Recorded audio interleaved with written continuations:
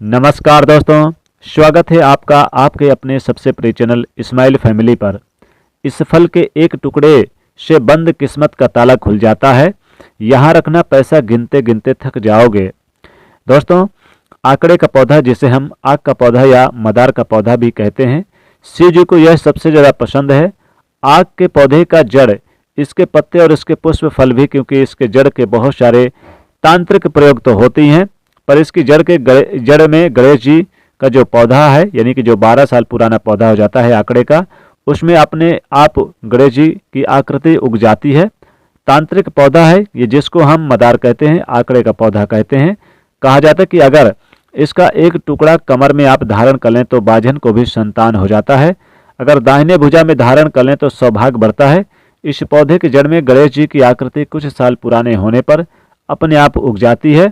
गंभीर से गंभीर परेशानी भी इस पौधे की जड़ से समाप्त हो जाता है।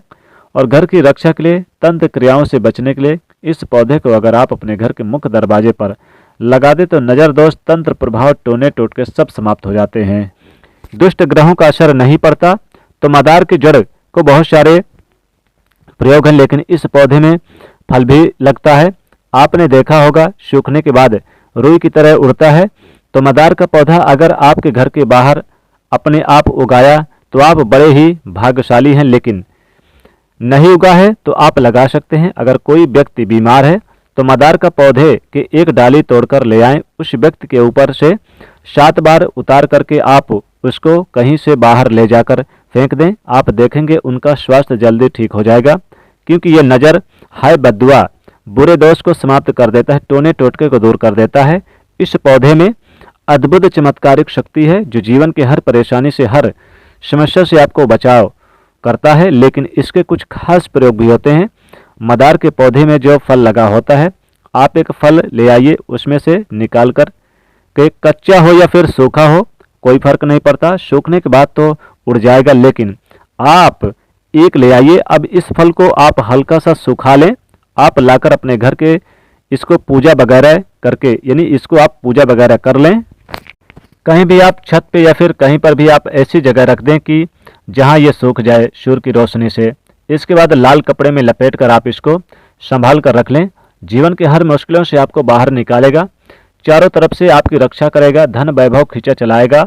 ये जो इसका फल है, तो मदार का पौधा बहुत ही काम का है। इस पौधे का जो पुष्प है, उस पुष्प को अगर आप नियमित रूप से शिव जी पर अर्पित करें तो शिव जी हर मुश्किल से आपको बाहर निकाल लाते हैं।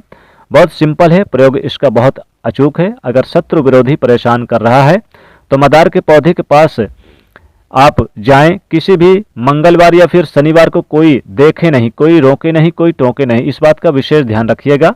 अगर सफ़ेद मदार हो तो ज़्यादा अच्छा है। अब उस पेड़ के पास चले जाइए, पेड़ को प्रणाम करें, वहीं पर आप बैठ जाइए और बैठने के बाद मदार के पेड़ के पत्ता तोड़ लें। जितने शत्रु हों उतने ही पत्ता तोड़ लें।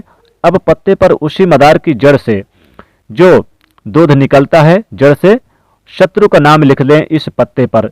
जड़, यानी जड़ से आप इसको पहले इसका नाम लिख लें, इसके दूध से नाम लिख लें, यानी जो पत्ते से दूध निकलता है उससे आप नाम लिख लें और जड़ में आप दबा दें, यानी कि इसी मदार के नीचे जड़ में दबा दें और थोड़ी मिट्टी भी डालकर, यानी कि इसमें मोन दीजिए। याद रखिएगा कि हर एक शत्रु के लिए अलग अलग पत्ता आपको प्रयोग करना है। चाहे वो आप अगले उंगली के सहारे लिख सकते हैं या फिर किसी के सहारे आप मदार के दूध से शत्रु का नाम लिख सकते हैं। और शत्रु का नाम लिखते समय शत्रु का भाव रखिएगा मन में कि वो शांत हो जाए, आपको दोबारा परेशान नहीं करें। और ये प्रक्रिया लगातार 3 शनिवार या फिर 3 मंगलवार को कर लीजिए।